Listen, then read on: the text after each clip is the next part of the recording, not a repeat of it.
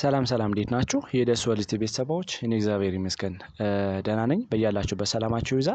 ዛሬም እንደተለመደው በአንድ አስተማሪና ጠቃሚ ቪዲዮ ተመልሻለሁ።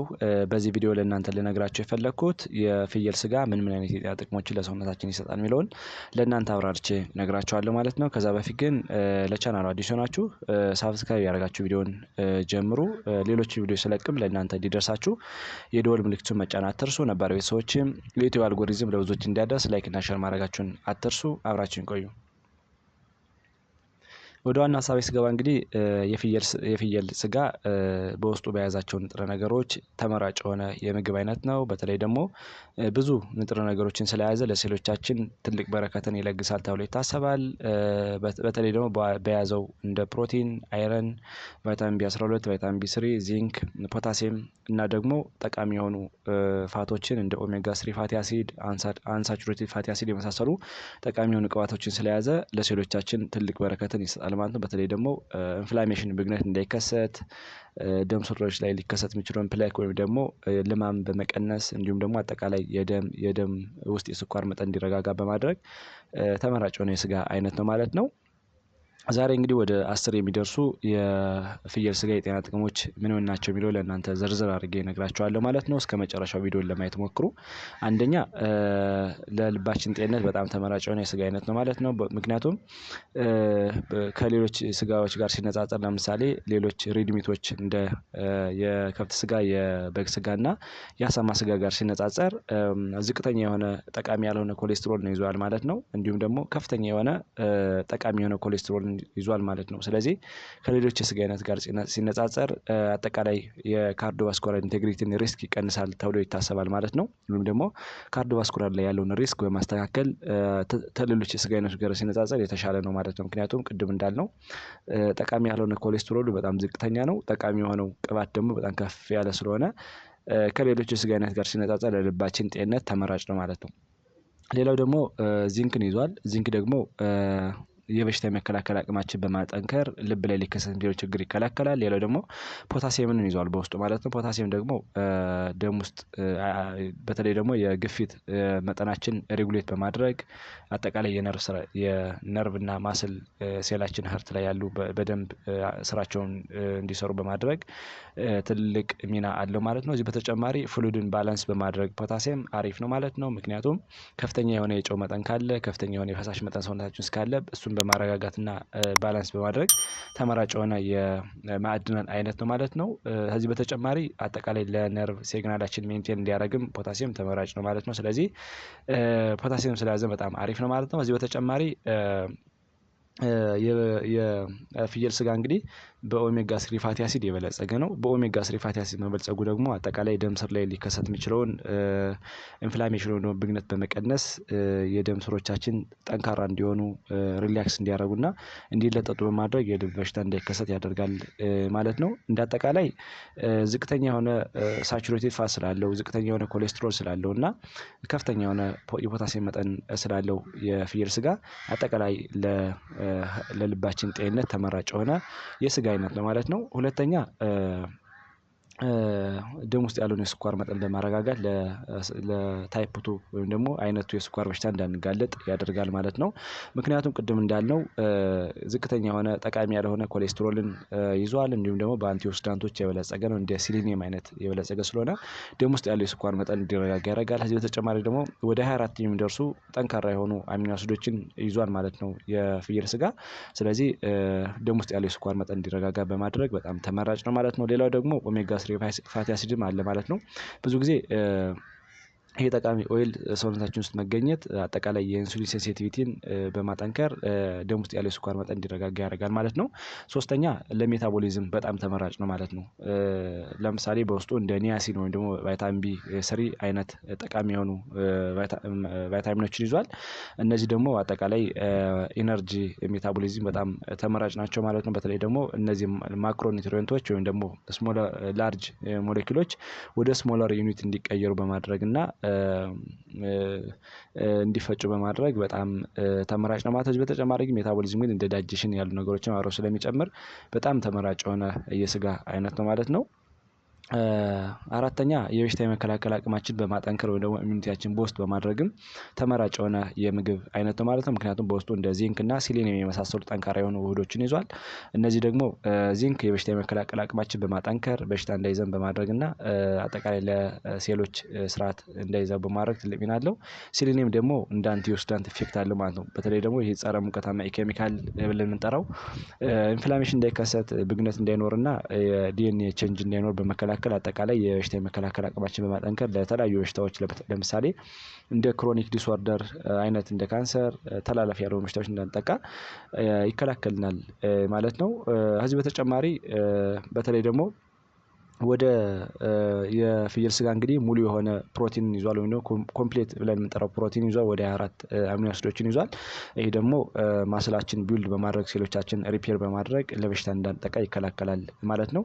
ሌላው በውስጡ አይረን ይዟል። አይረን ደግሞ የኢሚዩን ሲስተማችን ሳፖርት ያደርጋል። በተለይ ዊዛውት አይረን ወይም ደግሞ ዊዛውት ብረት እንደምታውቀው ፕሮቲኖች አንዳንዴ አይገነቡም። ለምሳሌ እንደ ሆሞግሎቢን አይነት ፕሮቲኖች እንዳይገነቡ ምክንያት ይሆናል ማለት ነው። ስለዚህ በከፍተኛ ደረጃ አይረንን ስለያዘ አጠቃላይ ለደም ዝውውር ስርዓት እንዲሁም ደግሞ ለቀይ ደም ሴሎች መመረት እና የደም ዝውውር ስርዓት ስለሚያሻሽል የተሻለ ነው ተብሎ ይታሰባል ማለት ነው። አምስተኛ ዌታችን እንዲመጣጠን ያደርጋል ማለት ነው። ቅድም እንዳልነው የፍየል ስጋ ከከብት ስጋ ጋር ከበግ ስጋ ጋር እና ከአሳማ ስጋ ጋር ሲነጻጸር ዝቅተኛ የሆነ ቅባት ነው ያለው እና ወይም ደግሞ ጠቃሚ ያልሆነ ቅባቱ በጣም ዝቅ ይላል። ጠቃሚ የሆነ ቅባቱ ደግሞ ከፍ ይላል ማለት ነው። ስለዚህ ይሄ ደግሞ ዌታችን ሜንቴን እንድናደርግ ያደርጋል ማለት ነው። ከዚህ በተጨማሪ ፕሮቲኖችን ይዟል የፍየል ስጋ። ፕሮቲኖች ደግሞ ውፍረትን ለመጨመር ሳይሆን ማስል ቢውልደር ነው የሚያደርጉት እና ለውፍረት አይዳርጉንም ማለት ነው ከሌሎች ስጋ ጋር ሲነጻጸሩ። ስለዚህ እነዚህን ስለያዘ አሪፍ ነው ማለት ነው። ከዚህ በተጨማሪ የፍየል ስጋ ዝቅተኛ የሆነ ካሎሪ፣ ዝቅተኛ የሆነ ፋት እና ከፍተኛ የሆነ ፕሮቲን ስለያዘ አጠቃላይ ዌታችን ሜንቴን እንዲሆን በማድረግ ተመራጭ የሆነ የስጋ አይነት ነው ማለት ነው። ስድስተኛ ለደም ማነስ እንዳንጠቃም በጣም ተመራጭ ነው ማለት ነው። በተለይ የፍየል ስጋ እንግዲህ በውስጡ አይረን ይዟል። ይሄ ሄም ፓርት የሚባለውን አይረን ነው የያዘው ማለት ነው። ይሄ ደግሞ ኢዝሊ ሰውነታችን አይረንን አብዞርብ እንዲያደርግ በማድረግ ለቀይ ደም ሴሎች ቁጥር እንዲጨምሩ በማድረግ አጠቃላይ ለአኒሚያ እንዳንጋለጥ ይከላከልና ማለት ነው። በተለይ ደግሞ ህፃናት ላይ ነፍሰ ጡር እናቶች እና የተለያየ ክሮኒክ ዲስኦርደር ያለባቸው ሰዎች ቢመገቡ አይረን ዲፊሸንሲ አኒሚያ ብለን የምንጠራውን እንዳይከሰት ይከላከላል ማለት ነው። ስለዚህ በጣም ተመራጭ የሆነ ማለት ምክንያቱም አይረንን ዊዛውት አይረን ሂሞግሎቢን አይመረትም ማለት ነው። ስለዚህ አይረን መኖሩ ግን ሂሞግሎቢን በስርዓት እንዲመረት በማድረግ የቀይ ደም ሴሎች ቁጥር እንዲጨምር ማድረግ እንችላለን። ቀይ ደም ሴሎች ቁጥር ሲጨምር ደግሞ ሂሞግሎቢን ምግብንና ኦክሲጅን ከኦክሲጅን ጋር እንትን በማለት ምግብንና ኒውትሪየንቶች ኦክሲጅን ወደ ሴሎች እንዲደርሱ በማድረግ እና የደም ዝውውር እንዲጨምር በማድረግ በጣም ተመራጭ የሆነ የፕሮቲን አይነት ማለት ነው። ወደ 85 ግራም የሚደርስ የፍየል ስጋ እንግዲህ 3.2 አካባቢ አይረንን 3.2 ሚሊግራም አይረንን ፕሮዲውስ ያደርጋል ማለት ነው። ስለዚህ ለአይረን ዲፊሸንሲ አኒሚያ ወይም ደግሞ በአይረን እጥረት የሚመጣ የአኒሚያን አይነት በመከላከል በጣም ተመራጭ ነው ማለት ነው። ከዚህ በተጨማሪ አይረን እንግዲህ የደም ዝውውርን በመጨመር ሙቀታችን የተስተካከለ እንዲሆን ወይም ደግሞ ሬጉሌት እንዲሆን ያደርጋል ማለት ነው። ከዚህ በተጨማሪ ኢሚዩኒቲያችን ሳፖርት ያደርጋል። በተለይ ደግሞ የአይረን እጥረት ሲኖር ብዙ ጊዜ ለበሽታ የመጋለጥ አቅማችን እየጨመረ ይሄዳል እና አይረን በመኖሩ ግን የኢሚዩን ሲስተማችን ወይ ደግሞ የበሽታ የመከላከል አቅማችን በማጠንከር በጣም ተመራጭ ነው ማለት ነው። ከዚህ በተጨማሪ ኢነርጂ ፕሮዲውስ ያደርጋል። በተለይ የተስተካከለ የደም ስርዓት የደም ዝውውር ሲኖር ኢነርጂያችን ሜንቴን እንዲሆን ያደርጋል ማለት ነው። ሰባተኛ ቫይታሚን ቢ12 ብለን የምንጠራውን በከፍተኛ ደረጃ ወይም ደግሞ ኮባላሚን ብለን የምንጠራውን ይዟል። ይህ ኮባላሚን ደግሞ እንግዲህ በጣም ኢሴንሻል የሆነ ኒውትሪየንት ነው። በተለይ ደግሞ ብዙ ሮሎች አሉት ሰውነታችን ውስጥ እንግዲህ ኢነርጂ ፕሮዲውስ በማድረግ ሴሎች ላይ እንዲመረቱ ኢነርጂ ሴሎች ላይ እንዲመረት ያደርጋል። ዲኤንኤ ሴንቴሲስ ሲሆን ደግሞ ዲኤንኤ ፕሮዳክሽን ላይ ትልቅ ሚና አለው። የነርቭ ስርዓት ፋንክሽናሊቲያቸውን በመጨመር አሪፍ ያደርጋል። ከዚህ በተጨማሪ ሬድ ብለድ ሴል ፕሮዳክሽን ቅድም እንዳልነው የቀይ ደም ሴል ቁጥር እንዲመረቱም ትልቅ ሚና አለው ማለት ነው። በተለይ ደግሞ የቫይታሚን ቢ12 ወይም ኮባላሚን እጥረት ሲኖር ለሜጋሎብላስቲክ አኒሚያ እንጠቃለን እና ይህን በመከላከል በጣም አሪፍ ነው ማለት ነው። ስለዚህ የፍየል ስጋ እንግዲህ በውስጡ በከፍተኛ ደረጃ ቫይታሚን ቢ12 ወይም ኮባላሚን ስለያዘ አጠቃላይ አሁን የጠቀስናቸውን ፋንክሽኖች ይሰጣል ማለት ነው። ስምንተኛ በከፍተኛ ደረጃ ወደ 24 የሚደርሱ ፕሮቲኖችን ኮምፕሌት አድርጎ ይዟል ማለት ነው። ይሄ ደግሞ ሃይ ኳሊቲ ፕሮቲን አለው ማለት ነው። ይሄ ፕሮቲን በከፍተኛ ደረጃ መኖር ደግሞ አጠቃላይ ለማስል ግሮዝ ማስል ሪፔር እንዲሆን በተለይ ደግሞ የተጎዳው ቲሹ የተጎዱ ሴሎች እንዲሁም ደግሞ ስብራት በሚያጋጥም ጊዜ አንዳንዴ የፍየል ስጋ ብሉ እየተባለ ይጠራልና ይህ ምንድነው ቶሎ ሜንቴን እንዲያደርግ በተለይ ደግሞ የስብራት ሲኖር ቶሎ ፕሮቲኖች ሜንቴን እንዲያደርጉ በማድረግ ሪፔር ግሮዝ እንዲያደርጉ በማድረግ አጠቃላይ ተመራጭ የሆነ የስጋ አይነት ነው ማለት ነው። በተለይ ደግሞ ፍየሎች እንግዲህ ብዙ ጊዜ ቅጠላ ቅጠሎችን ይመገባሉ እና ቅጠላ ቅጠሎች ደግሞ የመድኃኒት ባህሪ አላቸው። ስለዚህ እነሱ በምንመገብበት ጊዜ ቁስል ቶሎ ሜንቴን እንዲያደርግ እንዲድን በማድረግ ቲሾች ሪፔር እንዲሆን በማድረግ ተመራጭ ነው ማለት ነው። እንደ አጠቃላይ የፍየል ስጋ እንግዲህ ቦናችን አጥንታችን ማለት ነው ቆዳችን ማስላችን ወይም ደግሞ ስጋችን የደም ብለድ ሴሎች ቶሎ እንዲገነቡ በጣም ተመራጭ የሆነ የስጋ አይነት ነው ማለት ነው። ምክንያቱም ቅድም እንደጠቀስነው ወደ 24 የሚደርሱ ኮምፕሊት የሆኑ ኤሴንሻል የሆኑ አሚኖ አሲዶችን ስለያዘ በጣም ሴሎች ሪፔር እንዲያደርጉ ተመራጭ የሆነ የስጋ አይነት ነው ማለት ነው።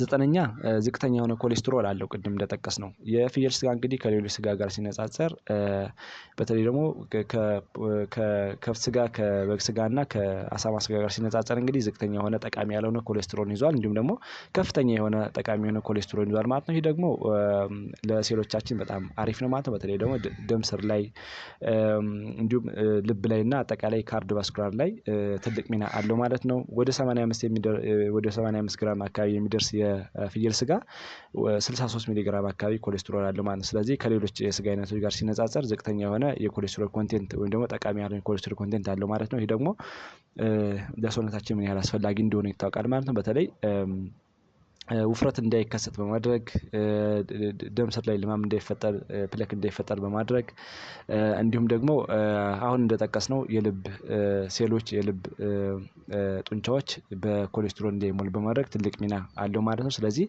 ከሌሎች ስጋ ጋር ሲነጻጸር ዝቅተኛ የሆነ ጠቃሚ ያልሆነ ኮሌስትሮልን ስለያዘ በጣም ተመራጭ የሆነ የስጋ አይነት ነው ማለት ነው። አስረኛ እና የመጨረሻው ለብሬናችን ሄልዝም በጣም አሪፍ ነው ማለት ነው። ምክንያቱም ቅድም እንዳልነው ወደ 24 የሚደርሱ ኢሴንሻል የሆኑ አሚኖ አሲዶችን አቅፎ ይዟል ማለት ነው። እነዚህ ደግሞ ለብሬን ሴሎች ሪፔር እንዲያደርጉ ሜንቴን እንዲያደርጉ ያደርጋል ማለት ነው። ሌላው ደግሞ አንቲኦክሲዳንቶችን ይዟል እንደ ሴሊኒየም አይነት ጠንካራ የሆኑ አንቲኦክሲዳንቶችን ይዟል። እነዚህ ደግሞ ብሬን ሴሎች ከሚደርሱት የፍሪ ራዲካሎች ዳሜጅ በመከላከል ትልቅ ሚና አለው ማለት ነው። እንደ ቫይታሚን ቢ12 እና ቫይታሚን ቢ3 ኮባላሚን እና ኒያሲን የመሳሰሉ ጠንካራ የሆኑ ቫይታሚኖችን ስለያዘም ለብሬን ሴሎች ፋንክሽናሊቲ በጣም ተመራጭ ነው ማለት ነው። በተለይ ደግሞ የነርቭ ስርዓት እንዲመቻች በማድረግ አጠቃላይ ብሬን ላይ የብሬን ሴሎች አክቲቭ እንዲሆኑ በማድረግ ተመራጭ የሆነ የስጋ አይነት ነው ማለት ነው። ስለዚህ እነዚህን አቅፎ ስለያዘ የፍየል ስጋ ከሌሎች ስጋ ጋር ሲነጻጸር እንግዲህ ዝቅተኛ የሆነ ኮሌስትሮል አለው ከፍተኛ የሆነ ፕሮቲንን ይዟል ዝቅተኛ የሆነ ካሎሪን አለው እንዲሁም ደግሞ ጠቃሚ የሆኑ ፕሮቲኖችን ስለያዘ ከሌሎች ስጋ ጋር ሲነጻጸር እንግዲህ አሪፍ የስጋ አይነት ነው ተብሎ ይታሰባልና ሰዎች አዘውትረው ቢመገቡ በጣም ተመራጭ ነው ማለት ነው። በተለይ ደግሞ አንዳንድ ክሮኒክ ዲስኦርደር ያለባቸው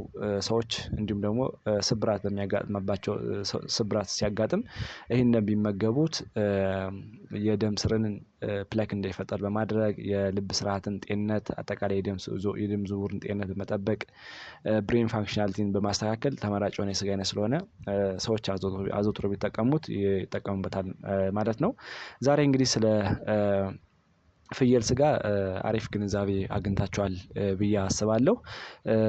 ስለዚህ ሌላ ቪዲዮዎችን ስለቅ ለእናንተ እንዲደርሷችሁ ላይክ እና ሼር ማድረጋችሁን አትርሱ። እንዲሁም ደግሞ አዲስ ከሆናችሁም ሳብስክራይብ ያደረጋችሁ የደወል ምልክቱን በመጫን ፋሚሊ መሆን ትችላላችሁ ማለት ነው። ነበረው ሰዎችም ለሌሎች እንዲዳረስና ሌሎች እንዲማሩበት ስለሚያደርግ ላይክ እና ሼር ማድረጋችሁን አትርሱ። ባይ ባይ።